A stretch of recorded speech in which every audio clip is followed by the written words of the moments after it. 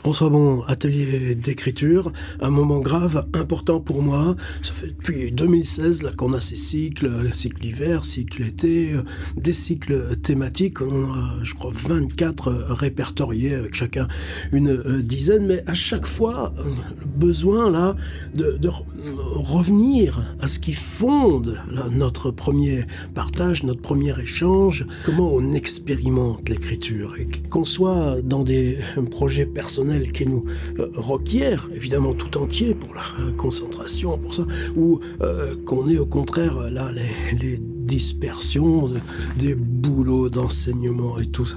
Mais besoin de garder une part vive là, évidemment c'est tout ça qui donne sens au fait de se retrouver ensemble pour expérimenter, écrire. Alors sur Tiers Livre aussi, on a lancé chaque mardi une expérience en direct, qui a une intensité formidable. Je voulais que les deux expériences, l'atelier hebdo en ligne, l'atelier en direct, interagissent du point de vue de cette intensité. Alors ça va s'appeler Boost, et là aujourd'hui c'est juste un prologue pour régler, pour mettre en place. Alors le principe, ce sera des vidéos, là mon petit compteur devant, on va essayer que ça ne dépasse pas les 20 minutes. Il n'y aura rien d'autre, pas de consignes écrites. C'est vraiment là, comme on le fait le mardi, là, dans cette intensité du premier partage. Et puis ensuite, comme on l'avait fait pour d'autres cycles, je pense à écrire la ville, pousser la langue, les textes, vous me les envoyez directement. Du dimanche, puisque là les propositions seront en ligne chaque dimanche matin, jusqu'au vendredi. Après, c'est fini. Et moi, je réalise un PDF, une mise en page qu'on peut feuilleter en ligne confortablement. Il y aura tous les commentaires en dessous pour qu'on puisse discuter tous ensemble, mais en un même lieu. C'est ça que je voudrais là réactiver. Ce qui n'empêche pas que, si vous voulez, sur le blog, parce que ce blog, il y a maintenant des années qu'il existe, cette plateforme WordPress de publication collective, eh bien, vous ouvrez à votre nom, sur votre compte auteur, une page spéciale là pour l'expérience Boost. Ça, il n'y a rien de changé. Mais on va essayer de donner un petit peu de peps à tout ça. Et au moment de démarrer, donc aujourd'hui vraiment juste prologue, réglage. Avant d'entrer dans le dur, il y avait un autre mot aussi qui me venait, c'était ce mot-là, dépaysement, c'est-à-dire prendre écart, se retrouver dans quelque chose où on a envie là d'aller tripoter un petit peu. Et le dépaysement, vous savez que c'est le titre d'un livre de Jean-Christophe Bailly, paru en 2011. Oh là, le mien, il est un petit peu en sale état, mais j'avais un poche en plus. Je ne sais pas pourquoi j'en ai eu 2, mais je crois aussi que j'en ai eu 3 à un moment donné. De quoi il s'agit dans Dépaysement? Il y a une bonne trentaine de chapitres, relativement brefs, du point de vue de l'expérience d'écriture. Jean-Christophe était, à l'époque, il était longtemps, il enseignait la philosophie, l'esthétique, l'écriture à l'École nationale supérieure du paysage de Blois. Pourquoi ça nous concerne? Comme moi, ça m'est arrivé aussi 6 ans dans ma vie à Cergy, on suit des masters. Et dans les masters, les étudiants, là, à l'école du paysage, c'est des exercices de terrain. Et dans cette période d'exercice de terrain, eh bien, le prof, il va les voir. Il se rend sur place. Et Jean-Christophe, à la fois, il y a des expériences personnelles. Par exemple, tu vas en Suisse et tu prends toujours ce train-là qui revient Genève à Lyon. Et à Lyon, tu reprends le train pour Paris. Et puis, il y a cette gare avec une passerelle. Et tu remarques toujours cette passerelle, le train s'arrête là, 2 minutes, repart. Eh bien, une fois, il descend dans cette gare, attend le train suivant, 2 heures plus tard pour repartir. Mais il aura passé 2 heures là, sur la passerelle. Ou la maison de Rimbaud, à Charleville. On sait que la maison de sa mère, à Roche, elle a été détruite. Elle a été bombardée à la fin de la Première Guerre mondiale. Oui, mais à ce petit carrefour de route, il reste un bout de mur de 3 mètres, une espèce de mur extérieur. C'est tout ce qui reste de la maison de la famille Rimbaud, à Roche, près Charleville-Mézières. eh bien tu vas à ce carrefour, et puis le mur, tu en fais écriture. Pareil avec la source de Courbet.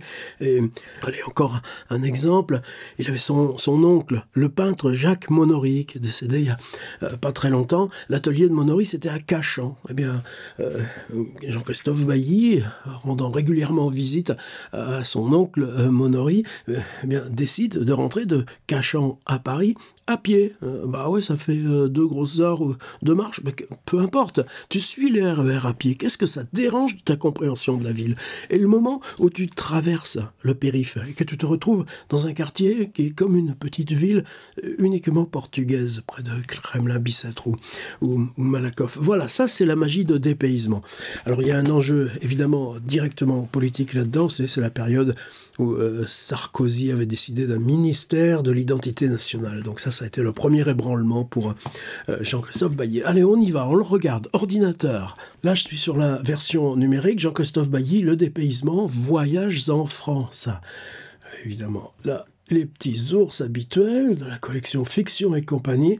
Et là, c'est la table des matières. Vous voyez, il y a 34 textes en tout, je vous avais dit une trentaine. Culose, là, ça, c'est la passerelle dont je vous parlais. Culose, dans le département de l'Ain, pour la plupart des voyageurs, ce n'est qu'une gare, lieu entreaperçu, mais surtout pas non-lieu. La fortune de ce concept vide, etc., sans presque rien autour, des contreforts rocheux, des bois, des voies qui semblent abandonnées sur une aire assez grande, peut-être des hangars. Ça y est, vous avez compris l'exercice? Allez, retour à la table des matières, je l'ai par ici.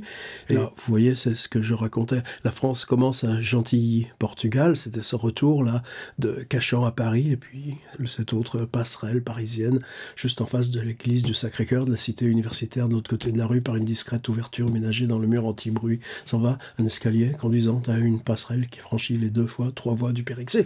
Tu vois, c'est des timbres-postes de lieux, et nous, on va faire ça. Alors, vous voyez tous les exemples que j'ai donnés, là, par exemple, Rimbaud parti sur ce mur de la maison à Charleville-Mézières. Par conséquent, ce qu'on voit d'énormes séquences de ciel au-dessus de la fêlure et la terre comme raboter, s'attirant en silence l'horizon comme unique événement vers le sud ou vers l'ouest, un peu d'eau retenue dans les chemins, aucune ou presque fréquentation de bêtes, et sur ce qui ressemble à une crête par-delà le blé qui pousse, des camions qui ont l'air de passer au ralenti, puis de l'autre côté, là où la terre monte et descend, puis ondule, un regroupement de chevaux autour d'une citerne. On imagine que sur ces fonds crayeux, l'eau doit manquer en été, puis des bois plus nombreux. Oui, mais le texte où je voulais vous emmener, qui pour moi était une sorte de marque là, vraiment tellement forte dans le dépaysement, c'était ça. À Lorient, le bout du monde est une rue. Alors bien sûr, je connais Lorient, mais c'est cette question-là du bout du monde. Moi, à Saint-Michel-en-Lerme, on avait un chemin, une petite route qui fonçait tout droit, qui passait par toutes les digues gagnées sur la mer, au XVIIe siècle, au XVIIIe, au XIXe, au XXe, et qui arrivait là, ça s'appelait le bout du monde. Il y avait une espèce de chenal envasé, la dernière digue, une espèce de passerelle de bois, et puis des barques là qui pourrissaient. Mais c'était pour nous le bout du monde. Or, quand je repense à n'importe quel endroit où on peut passer, est-ce que c'est une expérience personnelle ou une expérience commune? Dans n'importe quelle ville, est-ce qu'il n'y a pas un bout du monde? Tenez, ces jours-ci, je lisais le dernier livre de Jean Echenoz. Il tient la forme, le Jean. Il part du 16e arrondissement, une rue qui s'appelle rue des Eaux. Rue des Eaux, elle est perpendiculaire à la Seine, elle donne sur la Seine, c'est une rue calme, il s'y passe jamais rien. Lui, il fait tomber un bonhomme à poil là, sur le trottoir du 4e étage. Ça y est, c'est parti. Et c'est depuis la rue des Eaux. La rue des Eaux est un bout du monde en plein Paris. Et c'est ça, cette idée que je voudrais qu'on mette en partage. Alors comment ça marche chez Jean-Christophe Bailly? Pour rejoindre la bout du monde, il y avait 2 chemins possibles d'après le plan, l'un passant par le cœur de la nouvelle ville. C'est là le nom d'un quartier, non une caractérisation valant pour l'ensemble reconstruit de l'Orient. C'est une ville évidemment bombardée à la fin de la Deuxième Guerre mondiale. Et l'autre longeant la mer par le port de commerce. C'est ce dernier que j'ai choisi de prendre et me rendre compte aussitôt que l'effet de contamination du toponyme, donc ici l'effet bout du monde, jouait à plein si sitôt quitté les ultimes maisons. C'est pas facile à lire rythmiquement. Mais cette question du rythme, pour nous, elle va être essentielle. Après le rond-point des Asturies, pour être précis, on longe d'abord de très grandes citernes d'un bleu pâle attaquées par la rouille. Au sommet de deux d'entre elles, très haut, vous pouvez voir la silhouette solitaire et étrange d'ouvriers occupés à en nettoyer les toits tombés avec des sortes de très puissants karchers. J'insiste pas. Ce texte, évidemment, vous l'avez dans les docs d'appui. Il y a une seule page là qui sera sur le Patreon qui regroupera l'ensemble des textes là que j'utiliserai pour Boost, puisque l'atelier s'appelle comme ça. Moi, qu'est-ce qui m'importe? Alors, Jean-Christophe Bailly, on longe d'abord de l'autre côté. Il y a un aussi, et puis puis il y a aussi un autre endroit se dresse. Et ça, je voudrais que nous, on essaye d'oublier, de pas se servir là comme ça. On n'a pas de truc devant, à gauche, à droite et tout ça. Non, moi, ce qui m'intéresse là, c'est tout. Ce qui m'importe, c'est qu'une fois choisi ce paysage, une fois choisi ce qui pour vous est ce bout du monde, vous alliez l'explorer, non pas comme un point fixe d'observation, mais l'observateur se déplace dans ce qu'il décrit. Là, c'est ça, l'art de Bailly. Il ne parle pas de lui, il n'y a pas de je, enfin, il doit bien y en avoir quelques-uns, mais c'est pas ça. La question, c'est, je me déplace, mon champ visuel, c'est ça, j'écris ce qu'il y a dans le champ visuel. Et à chaque fois, c'est une image. Mais les images ne s'enchaînent pas, elles se juxtaposent, elles se collent. Image, image, image, et comme on passe de façon discontinue d'une image à une autre image, sans avoir besoin de poser qui dit ces images, eh bien, le texte avance dans le lieu qu'il décrit. C'est ça ma proposition. Alors, est-ce que vous allez me dire Saint-Michel-en-Lerme, la rue du bout du monde, ou Lorient, la rue du bout du monde? Non, pas besoin. On installe, moi ce qui m'intéresse, c'est que je vais recevoir 30, 40, 50 textes là sur ma boîte mail et je vais mettre en page. Je voudrais que ce soit toujours là aussi le même bout du monde, le même bout du monde. Après, chacun reconnaîtra le sien. Même, ce que vous pouvez faire, c'est installer la référence géographique. Vous savez, par exemple, si je regarde Google Earth, Google Maps ou Google Street View ou ce que vous voulez. Si je cherche Lorient, bout du monde,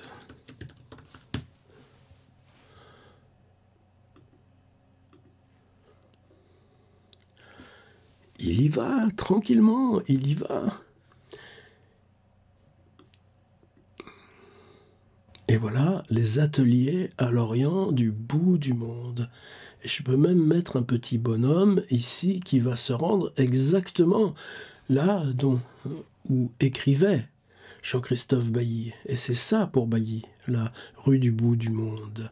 Et c'est ça qu'il nous installe comme étant un sentiment de présence. Et 34 fois, on va avoir un énorme sentiment de présence. Et ces 34 présences disjointes, c'est elles qui vont à la fois nous donner dans l'écriture ce qu'est notre rapport au monde et à la fois le dépayser, l'écarter. Et là, en bas, vous avez là 47 degrés, 43 minutes, 49 secondes, 22 nord, je ne sais même pas comment on dit, et puis là, de l'autre côté, donc, longitude et latitude, ou le contraire, 3 degrés, 21 minutes, 42, 80. Eh bien, à la limite, dans votre texte, le titre, ce sera ça.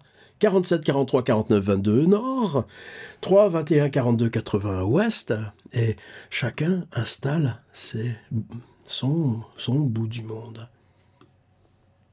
Et oui, cette présence-là, comment cette sensation du monde. Alors, évidemment, si on est dans cette notion de rue du bout du monde, on va avoir une sensation peut-être d'isolement, c'est pas grave.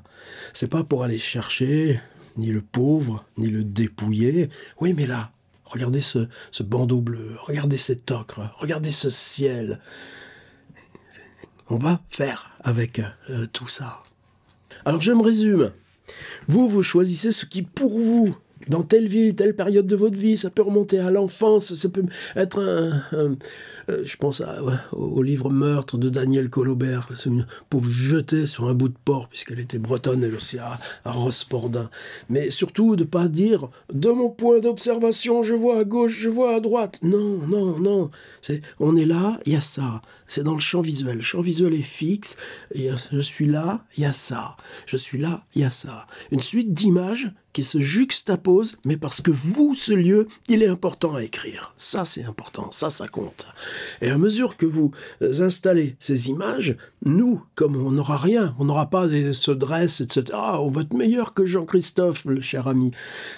Eh bien, quand on lira le texte, on avancera et on se déplacera parce que les images, elles, en se juxtaposant, nous appellent à être regardés depuis un point différent, qui se déplace à mesure que le texte avance. Enjeu pour moi ?